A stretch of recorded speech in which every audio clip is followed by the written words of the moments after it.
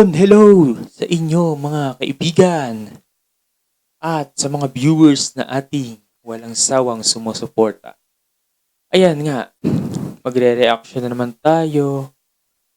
Well, yun pa rin. Hindi na tayo nagulat dahil matapos pukpukin yung ating mga Coast Guard kasundaluhan sa West Philippine Sea ay ito naman ang nangyari. Binomba na naman tayo ng barko ng Chekwa. Walang pa ano-ano.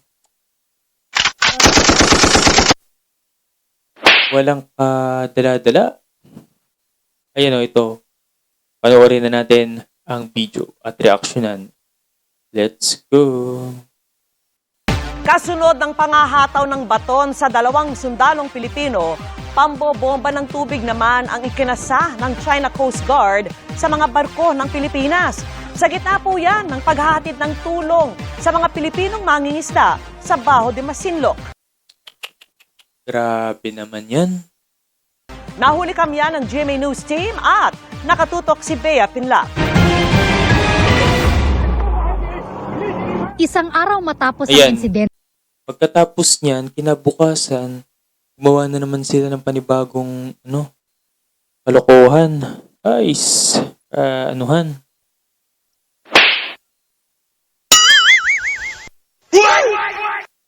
ng karahasan ng China Coast Guard Ayan, sa mga grabe. Pilipinong sundalo sa BRP Sierra Madre sa West Philippine Sea. Buong tapang na pumalaot ang mga barko ng Bureau of Fisheries and Aquatic Resources at Philippine Coast Guard para magsagawa ng routine maritime patrol sa Baho de Masinloc o Scarborough Shoal na mahigit 100 nautical miles lang ang layo sa Zambales. Pero ang ilang araw na lakbay dagat nila, sinalubong ng pagbuntot at pag-aligid ng mga barko ng CCG. Yun naman, laki ng barko nila. Ganito na nga po kalapit ang mga barko ng China Coast Guard mula rito sa BRP Datu Dumangsil. Ang Grabe. Baho de Masinloc po ay nasa 124 nautical miles ang layo mula sa Zambales na bahagi ng Luzon. Alam nyo, no? Ilang beses Hindi nyo ba napapansin, ayaw talaga nila tantanan yung West Philippine Sea? No? Kahit pumangit yung larawan nila, gagawa sila ng propaganda. At para sabihin na sa kanila yun, ipilit na sa kanila yung teritoryo na yun. Kasi ang ganda ng dagat dyan. Kaya pilit nilang kinukuha. Tsaka maraming yaman, natural na yaman yan, dyan sa West Philippine Sea. Ang gaganda pati ng dagat dyan. Namumuo na yung isda dahil sa kampas ng alo, no? Ang galing. Tsaka ang daming isda dyan na nakukuha na siyang binibenta nga sa mga palengke. Kaya nakakalungkot na, ayan, inaagaw ng Chekwa at binubuli pa tayo sa West Philippine Sea. Nice! Kaya nakakalungkot, diba? nagpalitan ng Isama na natin yung radio challenge natural gas. Meron diyang panibagong na-discover malampaya. Ginagamit yan sa mga tangke. Sa bahay natin sa ESO. No, sa natin. Yung ginagamit pang luto. Yun yung ginagamit sa So talagang kaya pinipilit nilang kinukuha yan. ang mga barko ng Pilipinas at China. This is BRP Datu Dumangsil 3012. Please keep clear of me and have a safe distance. Over. This is China Coast Guard vessel Yan na 4301. naman. You will have answered technical source of Nang makalapit ng 13 nautical miles sa sentro ng Baho de Masinloc, walang habas ng binugahan ng tubig ng barko ng CCG, ang Ay! barko ng Pilipinas kung saan nakasakay ang GMA News. So kasalukuyan pong niwa-water cannon ng barko ng Ayun mo, water cannon na China naman. Coast Guard ang BRP Datu Dumangsil ng Bureau of Fisheries and Aquatic Resources.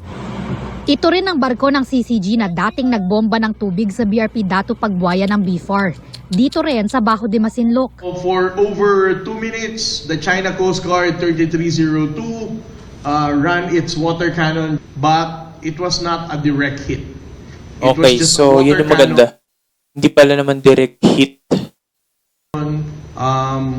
Targeting towards the BFAR vessel, but not directly hitting the BFAR vessel.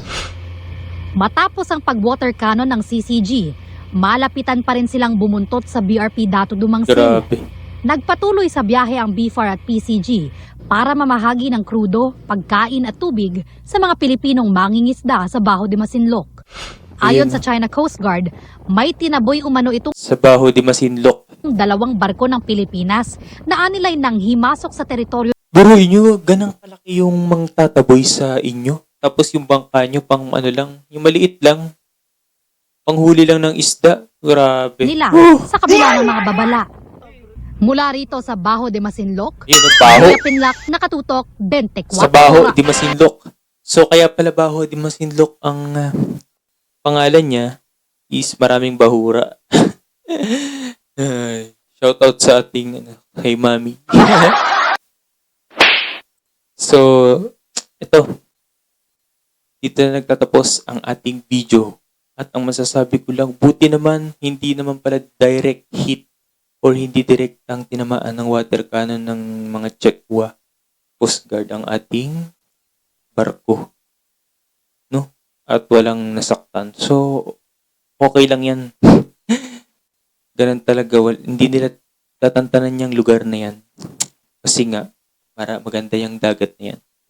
At yan, let's go. Alamin at para malaman ko ang inyong saloobin at komentaryo, pwede kayo mag-comment dyan sa ating comment section at kung nagustuhan nyo ang ating video, ay baka naman pwedeng paki-like at kung di ka pa nakasubscribe sa aking video, mag-subscribe ka na. Bye-bye and thanks for watching. Bye, see you.